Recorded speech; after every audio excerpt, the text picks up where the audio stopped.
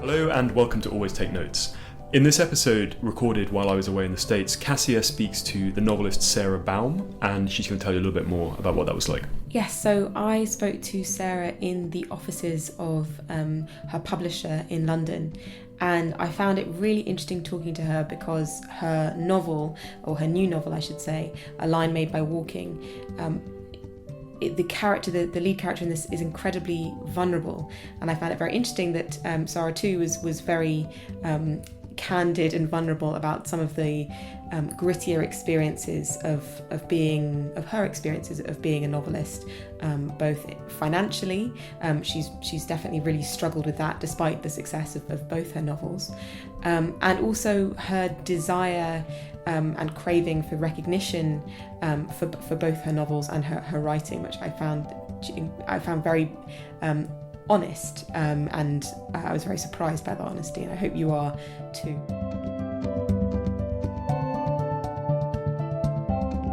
Yeah, I think from listening to this myself, again, really the thing that shines through is her candour about finances, which is something we all wrestle with, but also the other aspects of aspiring to be a writer. And we should say finally that although she's published in Ireland by Tramp Press, in the UK she's published by William Heinemann, who are also publishing my book, so important to have that disclosure in. We really hope you enjoy the episode. So your second novel has just come out. Yes. And you're still living in the same place where you wrote it and also wrote the first? Not really, but not far the same part of the world. The first book was very much set in a specific place in Cork Harbour, which is down south, and now I live more sort of around the west side of the coast. But it was I thought that I'd disguise the first place where Spill Simmer, my first novel, set in this village, and a sort of important atmospheric part of the village there was an oil refinery on a hill kind of behind the village, and it had all these sort of twinkly lights at night and this chimney, and I assumed, I didn't know that it was the only oil refinery in Ireland. So I described this oil refinery, and I'd be like, no, I never said where the village was. And they were like, we all knew. Yeah. And besides, you lived there. So yes, yeah.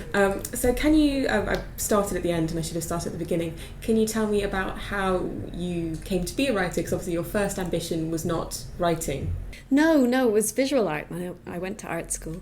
I do remember, like, as a kid, sort of they were both a big part of my life, as in my mum used to give us these school copybooks, and I think this is an anecdote I actually recycled into the book, but she used to give us these school copybooks, and we would draw pictures in them, and then we would write stories underneath the pictures. So for me, the two were always like the same thing in a way. I drew pictures and I wrote stories, and now I think there are courses in Ireland that you can study creative writing, at undergraduate level.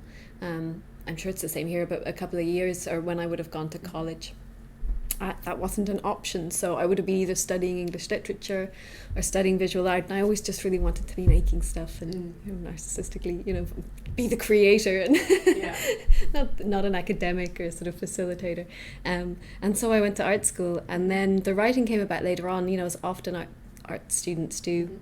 It's very hard to keep working after college, and I was like sculpture department, so suddenly after college I didn't have a studio space, I didn't have technicians, I didn't have tools or materials, and so I started working in art galleries, and then that kind of led into writing about art, so criticism, but not terribly difficult criticism now, and that then led me, I think that the criticism got published quite quickly, and I remember thinking, oh well, maybe I should have been writing, maybe this is what I'm good at, because at the same time I was making art and trying to show art and not really having any luck, and I was sort of getting on. I think I just desperately wanted to be brilliant at something, and this makes me sound horrible, but I was in my early 20s, and that was how I felt. Who doesn't want to succeed at something? I don't think that's anything to be ashamed of. Yeah, exactly. And I mean, this is very relevant because it's where the book comes from in a big way as well. And then I thought I'd always read an awful lot of fiction. My mum and my grandmother were big readers, and so I would have been reading literary fiction probably from my teens, and that's what I loved to read. So I thought if fiction is what I love to read. Why don't I try writing it? And then the rest is obvious, I suppose. I tried writing it. It went down okay. I did a master's in creative writing in Trinity College. Was that the first sort of step? Were you like, right, okay, art isn't happening for me, so I'm going to go and do the creative writing course? Or had you started kind of writing short stories? I know you've published some short stories. I'd written practically nothing when I applied for the master's. But I think it's kind of the habit of my generation and the generations under to just keep going to third level education. And I mean, this was also a time when it's not such a good system now since the recession in Ireland, but you know, it's free education, so we don't have to pay fees. So like I didn't finish college with any loans, and then I could do a master's with I actually got money to do the master's as opposed to having to pay for it. So it was kind of natural to just do another college degree. And but I'd barely written anything, and I put a portfolio together, and I thought, sure, if I get in, you know, I'll apply with the portfolio. If I get in, then it's chance, you know, then it's destiny. And I got in, so. Do you think that's a mistake of our generation? I did the same. I went back to do a master's. Do you think that's a mistake of our generation, or do you think that's natural, that we need to feel that we have the piece of paper that says we can do something before we do it? Yeah, I don't know. It's like my mum would always say that, like, you know, it was well, not so much my mum now, but like my boyfriend's family, for example, he was the first person in his entire family to go to college, and you know, and he would have said he would have come from a big family. This would be more typical probably of Ireland then, and they sent the two oldest children. So two of my partners, an aunt and an uncle, would have been the children who were sent to college, and then the rest of the family, you know, the parents couldn't afford to send them to college, so they didn't go. And it was a big deal, you know, whereas now it's a big deal if you don't go to college, you know.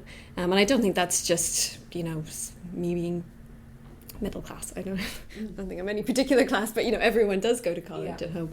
And that's because of the free education thing, but it's created loads of problems because now everyone is overqualified. So basically there aren't enough jobs in Ireland to sustain the qualifications of the general population, and there's a huge amount of people going overseas. I don't know if it's probably not similar here. No, I think it's pretty similar, and I think there's sort of this disenchantment with universal education a little bit. Of course, we all want it, and we want everyone to have access to it, but then when you come out of university, you suddenly think, oh, now what?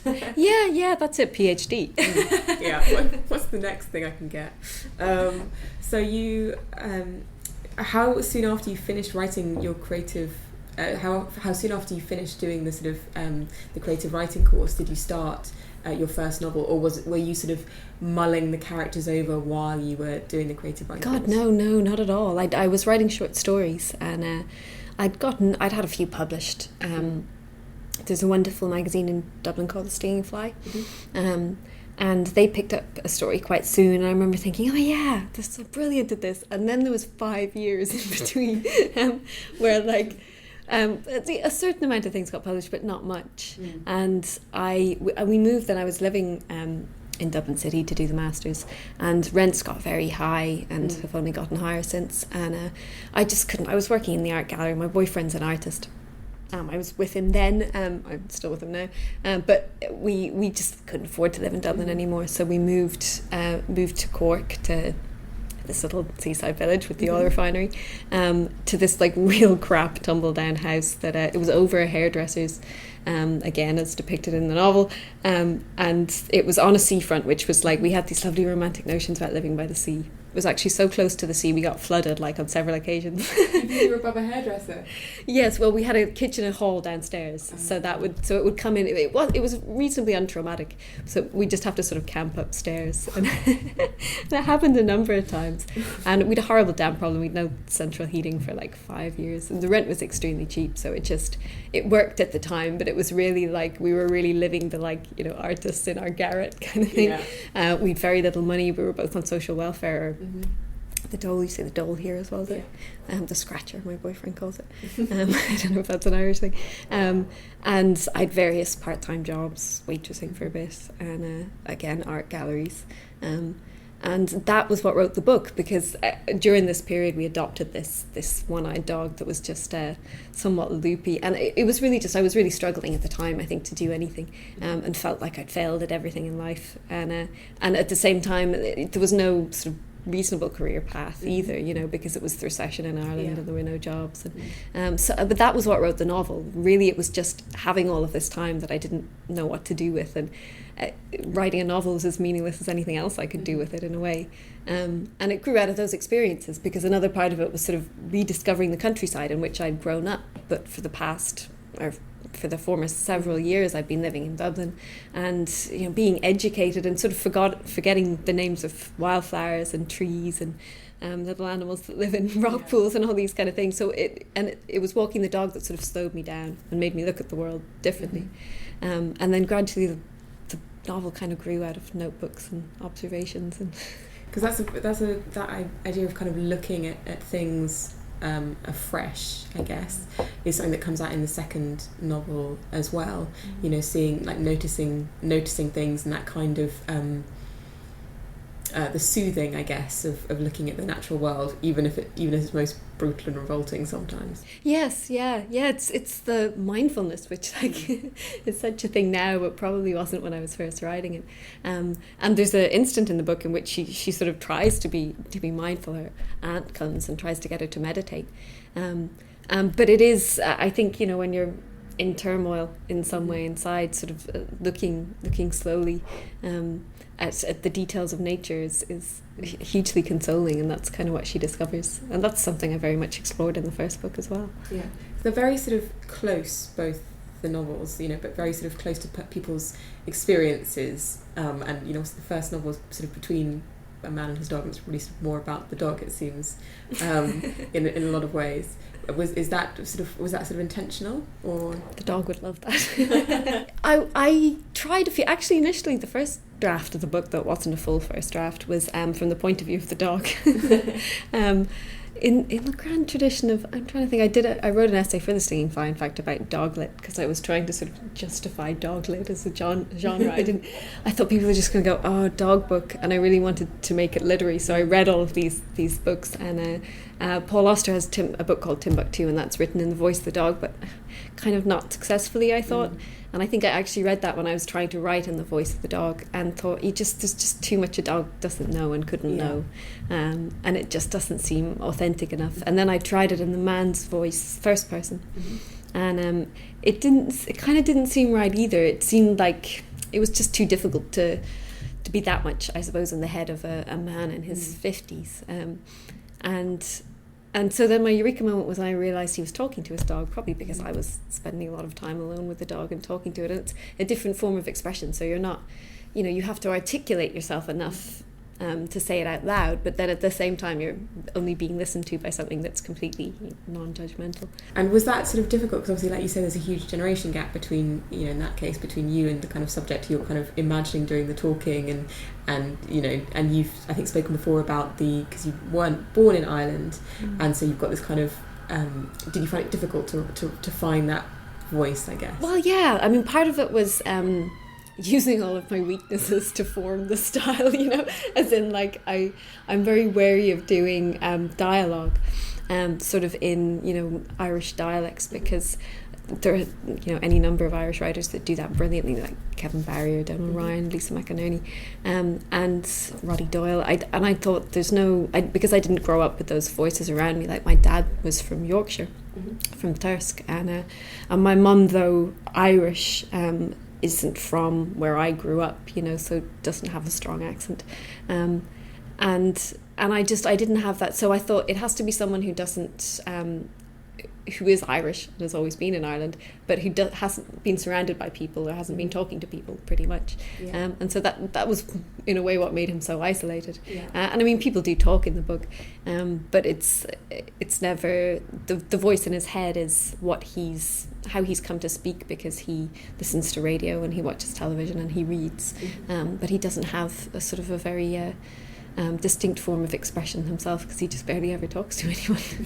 And can you talk to me about the significance of the titles for both? Because obviously they're both quite unusual titles. The second one's taken from a work of art, and can you sort of, what significance do the titles have for you, for both of them? They're both mouthfuls. And I thought on both occasions I was going to say it, I was thinking it. And I'm surprised I got them past editors, because usually they're both the original titles that you sent. Well, actually, A Line Made by Walking was more like a long process of discussion.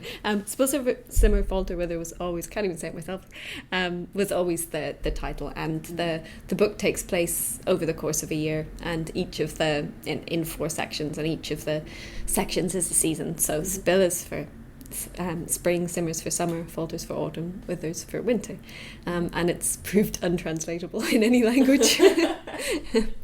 But it took ages to get it to work, and then I was so pleased when it did. And then A Line Made by Walking is an artwork by Richard Long, and it's one of about 70 artworks that are mentioned, that are described in the novel. In the voice of the narrator, she's basically trying to find meaning for her life in the only way that, well, not the only way that she knows how, but instead of reading books, art is her thing, art is what she loves, and so she's testing herself. It's almost like an association game, isn't it? It's sort of, it's almost like sort of the backbone for her thoughts. She keeps on slipping into these sort of habits of thought, these grooves, going back to the familiarity of these artworks, it seems. Yes, yeah, like it's trying to find something relevant to her situation. That was sticky at one point. I cut out an awful lot of them that were slightly, I kind of hammered them in, because I was like, that's a brilliant artwork, I'm putting that in. But it wasn't, but it hadn't quite tapered into her thought, and eventually that kind of became obvious to me. But alignment, so it was actually originally called after a different artwork, and I've never been good at titles for short stories and stuff. Spill Simmer was sort of just fortuitous, but definitely exceptional. And so when it came to the title, the other artwork, well, it was going to, maybe I should say, it was going to be called 7,000 Oaks, which is an artwork by Joseph Boyce, which is mentioned in the book. That was the original title. And people didn't like it. And I was given good reasons why. And so I thought, well, I if you're not good at something, then just pick one of the other artworks. And I went through them all meticulously. And A Line Made by Walking, even though it's a mouthful, actually meant it was most meaningful to the novel, because it's about searching and about repetition. It is, for anyone who doesn't know, it was probably the first most significant work that Richard Long made, and he took a train outside of London when he was still a student in London, and he found a field, and then in the field he walked up and down and up and down and up and down through the grass until there was a straight line left behind by his tracks, and then he took photographs of it. And it's a really important work of conceptual art, because art can be anything, art can be nothing. And it's about, from Frankie's point of view, it's about searching and repetition, and about what we leave behind or don't leave behind. And so it made a lot of sense when I eventually alighted upon it. And you've talked a little bit about your kind of real fever to find the thing that you excel at, and that you really want to be an excellent artist. And then you've since you've published the books; they've done incredibly well, and you've had various awards and all that kind of stuff. And do you feel that you've sort of got what you wanted from art in literary fiction? No. Well, no, it's funny. I feel desperately that I've always found writing very hard, and maybe that's maybe that's a good thing. I don't think anyone finds it easy, but I've kind of hated it's like when I was making artwork, I'd have an idea. I never had any practical skills. I was horribly unskilled, really, as an artist. So the most important thing was always the idea. Yeah. But you'd have an idea. The process would be you'd have a brilliant idea eventually, not naturally, and then you'd just spend weeks and weeks and weeks working with your hands, making the thing. Whereas with writing, when you sit down to write, you're basically having an idea a minute kind of thing, because everything is, you're making series of small. It's just much heavier. It's much harder on the brain. I think possibly if you've only but written, you don't realize how good you are. So I still find it very hard, and I don't know that I enjoy it in the same way that I do making stuff. In the last couple of years, that I haven't, I've continued to make stuff. But I haven't been making stuff with the view to making a career out of it, and so it's been wonderful, Because your practice was sculpture in the end, or have you sort of continued with kind of making objects? Or yeah, and I make stuff like I did when I was a kid, So it's still kind of it's like a slightly sophisticated version of rockets out of fairy liquid bottles, or I use like air drying clay and cardboard and sort of whittle things out of balsa wood and stuff like that. So nothing, and I don't have loads of time of it, but I usually have some kind of a project on the go, and it's wonderful because I don't feel any pressure to succeed at it. But then another part of me feels that I've really let down that side of myself. And do you get any satisfaction from the book as an object? Do you have a very clear idea of it as a physical thing? And we've obviously you're a maker, and now there are I saw dozens of these downstairs in the lobby, and they're all over in bookshops. I mean, that must feel quite amazing in a very different way from art, where you usually have just one thing or a small series. Now they're proliferated all over the world. Yeah, that is kind of amazing because with artwork it will never, it's just one object, and it can only go where I can physically carry, in a way. So the thought that it's traveled so much, and like Spill Simmer is I have it now in a couple of different languages, and one of them is Japanese, and it's like, I can't even, it goes backwards. Like I've written books I can't even read, and that's kind of remarkable. So, but I also feel a bit like, the object, in a way the object belongs to someone else. My manuscript was a Word document, and part of the publishing process is that you give away the kind of the right to package it, and to make it an object. Someone else made it an object, I suppose, and someone else is moving it around the world. So it's a different relationship. You kind of happen upon it in a way if you go into a shop or you see it in a window or something like that. No, I like that. I like that it's alone in the world, but I don't have any particular. I'm actually very easy about covers and stuff, because I feel that someone else knows better. I see you've got your own kind of copy with pictures of cutout birds on it. This is because I have a smaller independent press in Ireland, and they have a different cover, and then the US, I think the US are actually going with the UK cover, but this was the first proof that I got is the UK one, and I was like, I'm just going to make a territory neutral cover, because the way with a proof copy you write in it and stuff, so it has to be the same one everywhere I go, but I don't want to seem that I'm favouring Heinemann over Trump or the independent press at home, so stuck crap on it. Because your process of actually getting it published was rather unusual. You didn't have an agent, you may do now, but you didn't when you first got it published, from what I understand. So what was the kind of process like from that point of view? Trump Press are a small indie press. They're doing brilliant at the moment. They're one of their authors won the Goldsmiths last year, Mike McCormick, and they're just two women, young women, I like to think, sort of around my age, and they kind of broke away from the other publishers, and they'd only just set up. I was their fourth book, so when I sent it out, I didn't really know what, I didn't know how it worked, and I didn't really realise, I suppose, what agents were for. I certainly do now, and it got picked up by them very quickly. So I sent it out to a handful of small presses because I just didn't dream that it would ever make it to Penguin Random House, and then it got published by Trump and started doing well, and I won quite a significant Irish short story prize in between, and so that kind of, it's all good press, and then Lucy Luck came on board as agent, and then it sold on to Jason here at Heinemann, and it's becoming quite a thing actually with Ireland. Kevin Barry and Colin Barrett, and writers who would first publish with a small press house and then sell on rights overseas.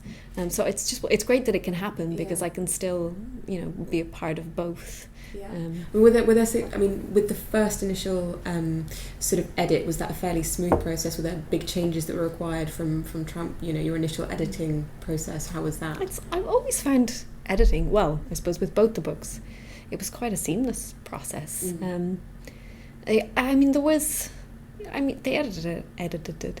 Sorry, a certain amount.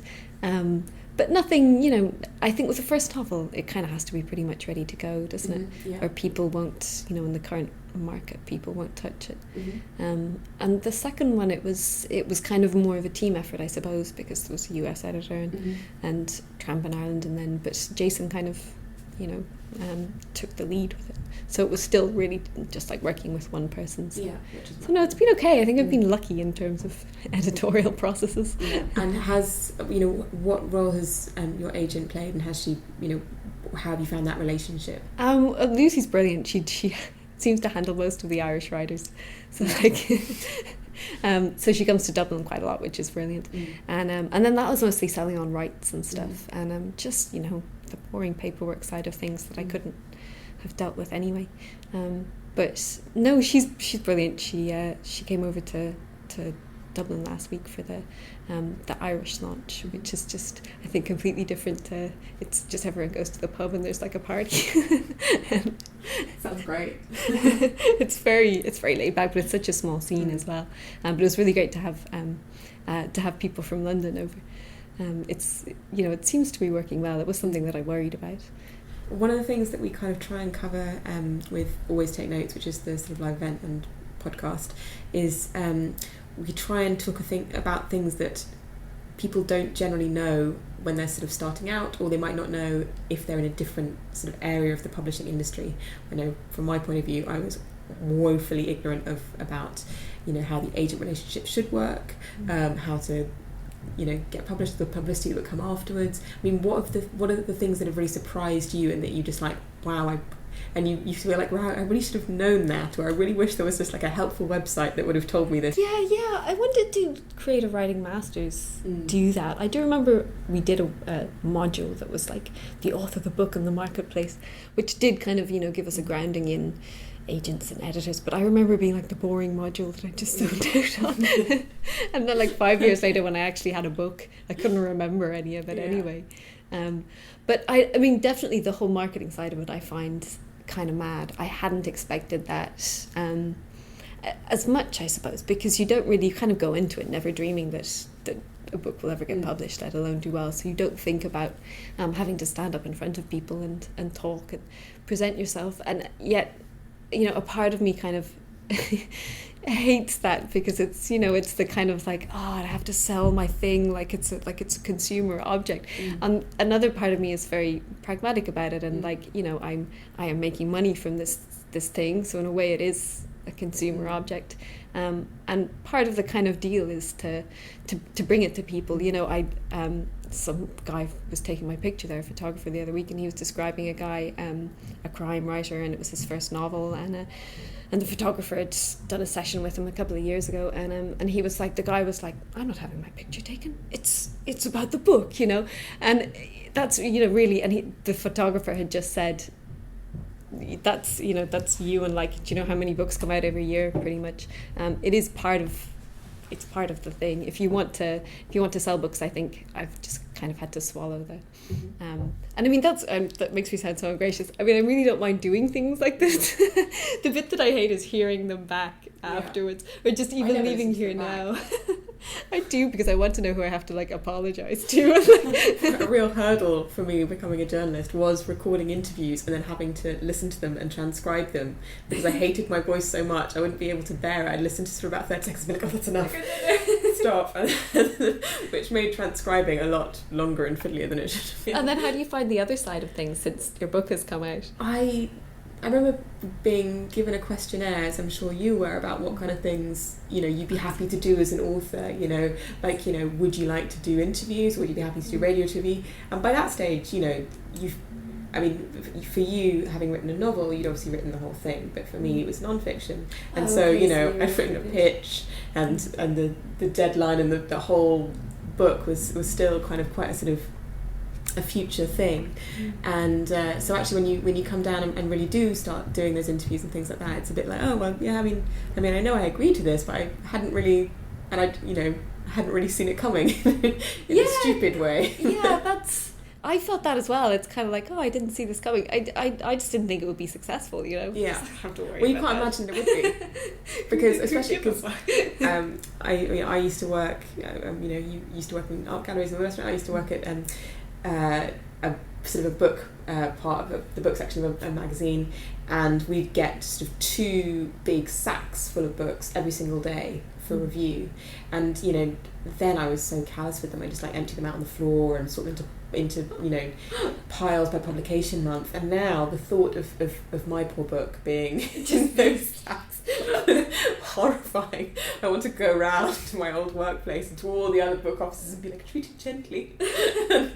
Well, I think it seems so ungrateful then if you go, well, I'm not doing interviews, I don't like talking to people, I don't like my voice, so even though I don't like my voice, or you feel incredibly lucky that anyone gives a crap, to be honest, cares enough to want to talk to you in the first place. And so it seems like critical, you've had quite a lot of good publicity from very early on with both your novels. You had I think it was Joseph O'Connor who wrote a really sort of positive review in Ireland. I mean, how have you found, having done a bit of criticism yourself, art criticism yourself, how have you found reading the reviews? I had a really soft ride with Spill Simmer, pretty much everything was positive, and I think with the first novel I get the impression that people will either ignore it if it's no good, or if it's good they'll review it, but and so you're probably more likely to get good reviews or no reviews. I think most people have kind of agreed when I say that, but with the second novel it's I was just saying to someone this morning, with the first novel, it was I remember sitting down with the Irish publicist weeks in advance, and he was like, okay, we're going to really try to get the Irish Times to review it, whereas with this it's everywhere's reviewing it, you don't even have to try, but then at the same time people have a certain expectation, because the first one they're reviewing it anyway, so people are bound to not like it, that's just the nature of the game. And I mean, I'm only at the beginning of it now, but just this weekend with reviews and stuff, I don't think, I'm very, I expect that there will be more that the reviews will be more mixed, and they have been a little bit. I mean, they've been good enough so far. There's still quite a few of the English ones to come.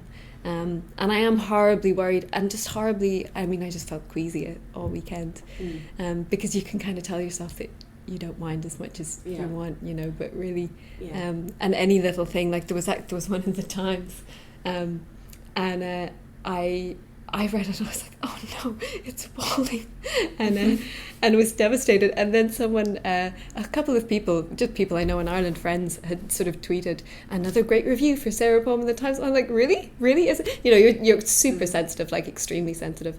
So in what was broadly a good review, you'll pick out the one thing that gets under your skin. And I mean, really, I could write my own crap review of both of the books, so you kind of know what's, when people touch those sort of sore points where you kind of know that, that's actually I was worried about that as well.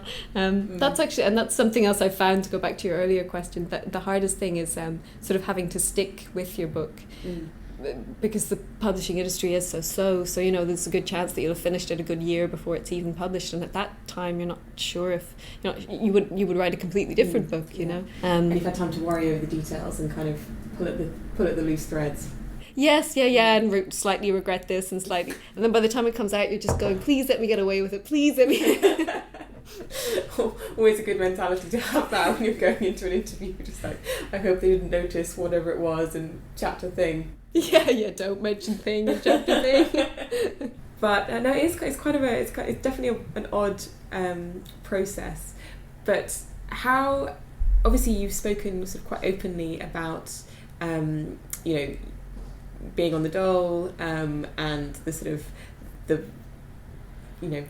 lack of money in the arts, and the dreams of selling millions of copies and making a fortune are definitely few and far between. So what would be your advice, and what would you say sort of on the finances of writing a novel? Or two. Yeah, it's funny actually, that's very topical at home at the moment, because Donal Ryan, who's one of our probably one of our best known and most successful writers at the moment in contemporary terms, and just in terms of the countries that he sells in and the numbers of copies that he sells, and he did an interview there about 2 weeks ago, and he used to work in the civil service, and he then gave up his job because his writing was doing well, and he's now actually going back to work in the civil service because he's just realised that he can't sustain it. And now, I mean, he has 2 children in education, and it's a different life to mine. I mean, my attitude is very much any money that comes from it, I just try to make it last for as long as I can. I mean, at the moment I'm kind of living the dream in that I'm able to live off my writing, but then like I couldn't live in London off my writing. It's circumstances, and so we kind of live in the middle of nowhere. My boyfriend's an artist, so that's no help to me. And I'm sure everyone says this, but like a spouse with a salary would be probably the best form of advice. Just some kind of regular income. But yeah, just trying to make it last. And I mean, I know I've already made certain choices in life and will continue to. Like, I'm never going to have kids. I'm probably never going to have a mortgage. I drive this kind of clapped out van, and I just desperately want to be able to not get a real job, get a day job. That's about the height of my ambition, money wise. And do you think that's going to be possible with the books that you're writing, and also because you've recently discovered more fellowships and things like that, sort of alternative sources? Are they helpful, or are they kind of a dream rather than a reality as well? They're a funny thing actually, because they're a dream in a way, but it's kind of like the people who really need them don't get them, because you need to be already established and to be seen to be winning prizes and publishing, and at which if you win the Booker one week, you're probably going to be eligible, you're probably going to get a grant the next week, which is kind of mad because you don't need it because you won the Booker, but that's the way it works. So no, I mean, I'll definitely be pursuing as many of those opportunities as possible, but what I won't be doing is like writing a book that I think will sell, because the chips are low, or writing a book because I'm not writing another book unless I feel desperately compelled to, unless something obsesses me, or unless it's a project that I could actually care about and see to the end, because I think it's transparent if you don't, and that's certainly not a good financial move, I'm sure. But would you go back to writing short stories, sort of in the meantime, if another big idea didn't occur to you, or have you already got another big idea? I mean, the next project, I've already said this a few times, so I better stick by it, is sculptural. I want to finish some art things, I suppose while I don't have to have a day job, and see if they can go into the world in some way, and then with short stories, short stories became like phenomenally difficult to me as soon as I wrote a novel. And I think I've heard other people say this. You start off with short stories because you think they're short, beginning, middle, and end. And since I wrote the novel, short stories have to be so carefully put together. Every element has to work. In a novel, you can waffle, and it's kind of easier. So I've barely written short stories, or just written a couple of quite short ones, and I mean that's so I don't think unless a great idea and a great way of seeing the idea through comes to me, I won't be churning them out, that's for sure. And with creative writing, one piece of advice people are often given is to kind of really know their characters. It seems like in yours there are elements of autobiographical, there are sort of autobiographical elements, but have you sort of done the whole thing of writing binders of facts about what the character had for breakfast that day, or whatever it is? No, I do remember actually one of the pieces of advice that I got in my master's was you have to know everything about the character, what he had for breakfast, third cousin once removed, even if you never actually if you never actually mention any of that. But I'm not good on characters. I don't. Everyone's kind of a version of something true. I shouldn't say that, but I think an awful lot of everyone's characters are. So unless I sort of feel that I know a person anyway, I'm not going to make up. I'm not good at making stuff up. I don't have a brilliant imagination, which is maybe rich coming from a writer, but I think I write very close to the truth anyway, and I'm never going to write like historical fiction, or I just don't have the imagination. Do you think you ever write an unsympathetic character, or a character who, both your characters seem very vulnerable and sympathetic, in various ways, and trying to you're trying to understand them as a reader, and they're trying to understand themselves slightly as a character, would you ever be able to sort of turn that on its head and have someone who just has none of that self-reflection, or who people really didn't like but were intrigued or compelled by? Well, I do think that some people feel like that about Frankie, as in it was interesting going back, because the earliest sort of draft or earliest version of the novel was actually an essay that I wrote, a memoir essay, or creative nonfiction, whatever they call it, when I was about 25 or 26, and then the novel grew from that. So like it grew for a long time, and it changed a lot, and it became fiction. But like editing it then, when now in my early 30s, or last year, or rewriting it more than editing it, was really, there were loads of things that I was like, oh, you're so, things that I really hated about the characters, and like, you wouldn't say that, and I really had to like distance myself from it now, as in like, I would not say that now, but Frankie is 25, and when I was 25, I was that deplorable. Well, I think you understand that because you know that she's young and struggling, so I don't think maybe you judge her harsher because she's a version of you. Yeah. Than perhaps other people would, because they're like, oh, she's, I think that's, there was real, she know, and she does know that she's self-absorbed, and I think that's a sign of, that's the generation that she is as well. And yeah, so I think characters, so long as they're believable, it's probably more difficult to write someone horrible, because always we're inclined to want to be liked, and to do things that make us, in fiction as in life. That's an interesting challenge, actually. I need to write a short story with an unsympathetic character. That's novel number 3. I'm going to be thrilled. Everyone, you heard it here first. One more question I do want to ask, actually, now I think about it. Do you set yourself kind of a daily quota of words? Obviously, you're working from home, do you find that difficult? And do you set yourself a sort of a daily? Are you strict with yourself about your word count? Not at all, no. But then I don't really have any, I don't really have any difference between art and life in a way, as in working, and working for me is reading and writing, or, looking at art, or quietly observing the world, or feeling things, this is all kind of work in a way to me. So I don't go on holidays, I don't change my routine at the weekend, everything is all feeds into it in some way. So I'm kind of always switched on, and I think that's more important than word count, the way I work anyway, because so much of writing is smelling the roses, and I don't really get any decent material from sitting at my desk trying to think of decent material. It all comes from from other places, from moving around, like and even though I live somewhere, I find London like overwhelming, because there's just so much stuff going on all at once. Like I was standing at the window, and you can see people in other windows like doing stuff, and it's just like mind-blowing, because where I live there's like nothing, and there's cows and sea and fields, and but I think all of that, if you don't, you really have to pay attention, and that's the most beneficial form of working. That's the only bit that really boils down to anything. So that's maybe a poetic note to end on. We hope you enjoyed that. Now it's us again with a quick update from our lives.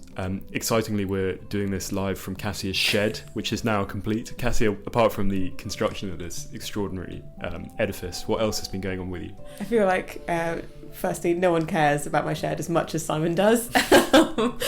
But apart from the fact that I now have somewhere to work, which is great, I have had a horrendous week last week with 4 deadlines coming due all at once, which was nightmarish, but I'm sure very familiar to all of you who are freelance. But apart from that unenjoyable week, things are going well, and I feel like I'm relatively on track for my book deadline this October. Excellent. I likewise have had various things going on. Discussions this week with my publisher about the cover for my book. I've got a favourite. Which, Kassia has a favourite. A strong favourite. Which is really interesting, because from a journalistic background, you're used to having no say in any of this, so it's a bit odd to be asked your opinions, but it is exciting. Although I still work with that, and I'm also moving house, so lots going on with us. And we look forward to having you with us next time. Bye. Like all writers, we love feedback, so do please find us on social media. On Facebook, you can just search for us at Always Take Notes. On Twitter, we're at Take Notes Always. And we're also on Instagram. And if you've enjoyed the show, we'd love if you could leave a review on iTunes. That really helps. Thank you. Bye.